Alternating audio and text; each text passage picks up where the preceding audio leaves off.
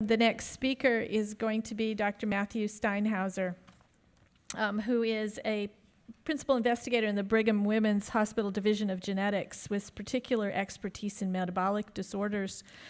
He's going to speak about his work to unravel the tumor microenvironment in response to therapeutics. Matthew.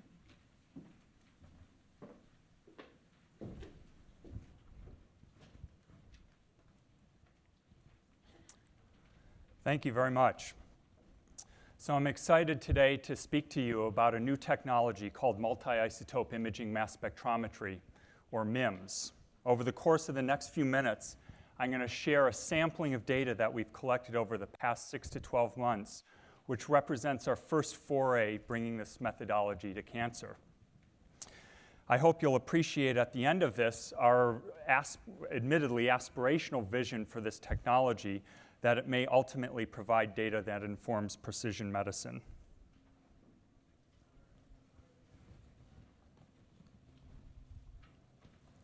What is MIMS? MIMS merges the utilization of innocuous stable isotope tracer methodology with a new form of high-resolution ion microscopy coupled to a mass spectrometer. The instrument produces high-resolution quantitative mass images through a destructive ionization process that occurs at the sample surface.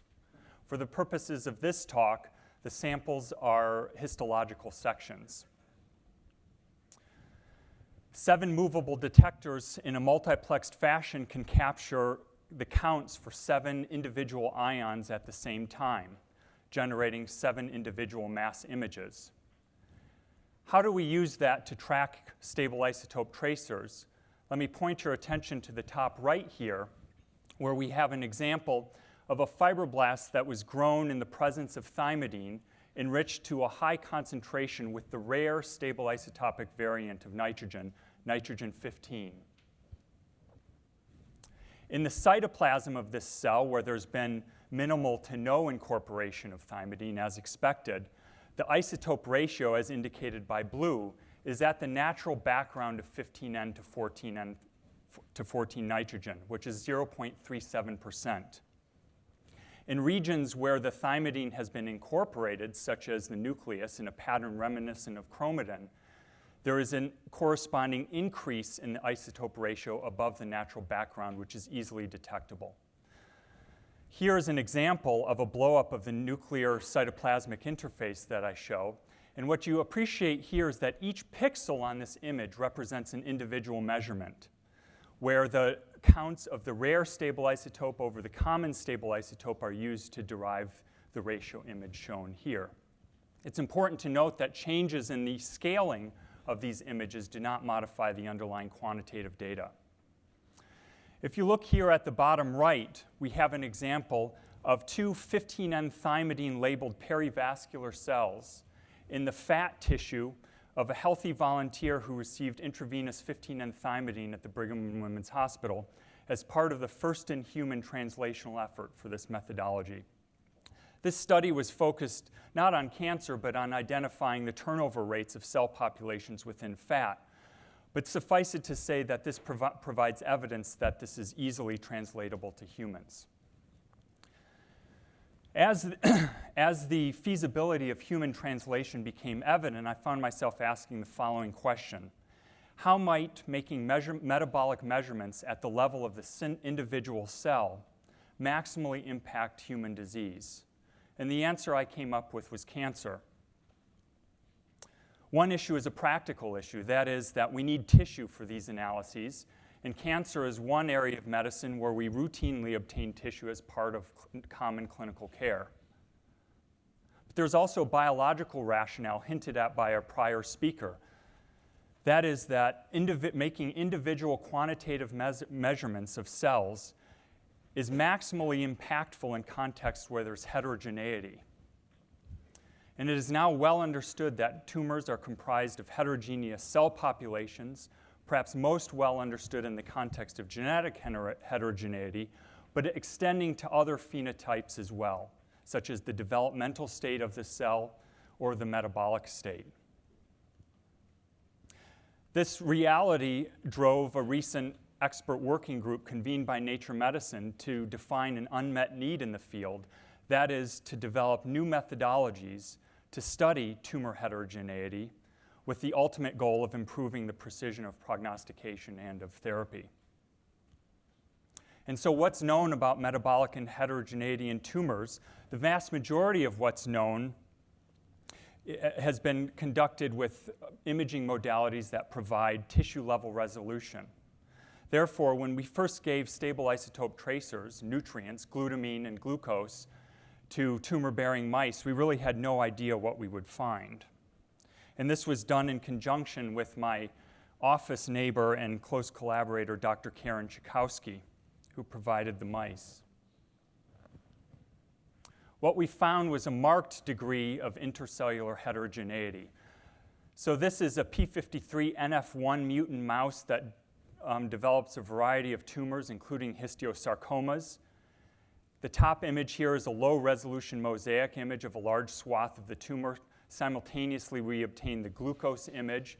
And what you can appreciate here with this splotchy pattern, each one of these splotches is a different cell, is there's marked degrees heterogeneity of glutamine avidity and glucose avidity. Glucose is more patchy here.